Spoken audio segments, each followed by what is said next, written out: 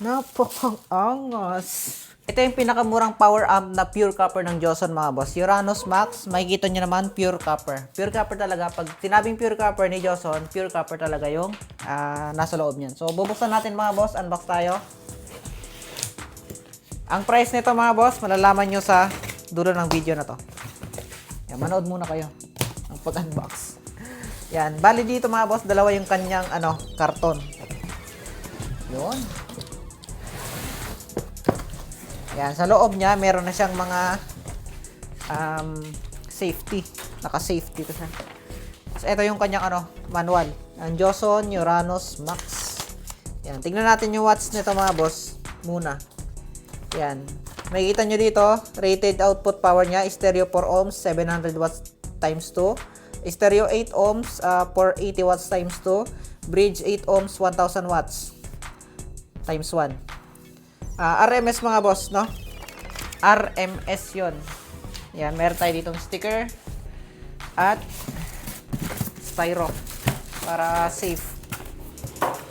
Tapos dito sa loob, nandito na yung amplifier. So, ibaba muna natin to. Oh! Mabigat siya mga boss. Oh, ang bigat. Yan, ito yung pinaka-amplifier niya mga boss. Yan.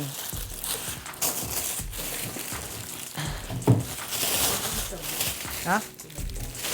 Max kaya. Yan oh. Napakang-angas.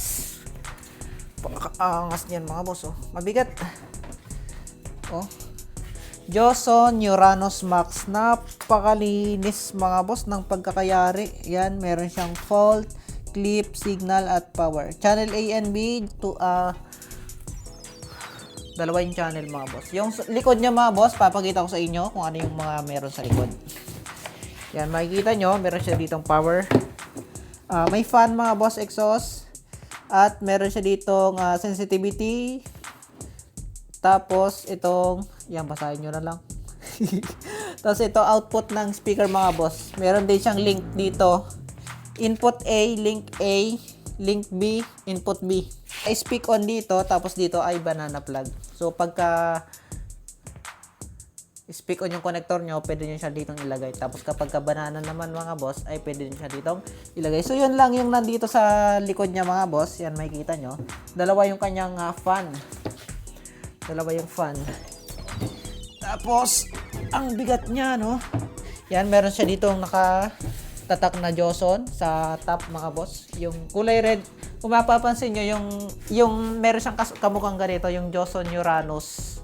Ito kasi Joson Uranus Max, mas malakas ito kumpara doon sa Joson Uranus na kulay blue yung harap niya. Ito kulay pula. Makikita nyo naman pag Uranus, kulay blue. Kapag Uranus Max, kulay pula. Yung Uranus mga boss, hindi siya pure copper. Ito pure copper na. Ito yung pinakamura sa halagang nasa 14,000 plus something, ganon. So, yung link nito nasa comment section mga boss. Check out nyo na lang kung gusto nyo ng ganitong klase ng amplifier mga boss. Joson Uranus Max, pinakamurang pure copper na power amp ng Joson mga boss. 14,000, meron ka ng pure copper na transformer. Pwede ba natin buksan to? Buksan kaya natin. Wag na. Hindi naman sa atin to. So, may bumili sa atin na to mga boss. Sakto, meron pa akong stock dito na Joson Uranus Max. So, binili ng client. Ipapadala ko to bukas sa Pangasinan mga boss. Sa San Carlos City, Pangasinan. Yan, in-unbox muna natin para makita nyo yung itsura ng Joson Uranus Max. Napakaangas mga boss oh. Yan, nakikita nyo. Ang ganda ng logo oh. Mabigat siya mga boss. Almost nasa mga kulang-kulang 20 kilos mga boss. Kiluin na lang natin. Ay, wag na. Tinatamad ako maghanap ng kiluan. Basta nasa 20 kilos to. Yan, montage mo nga. Ikutan mo nga.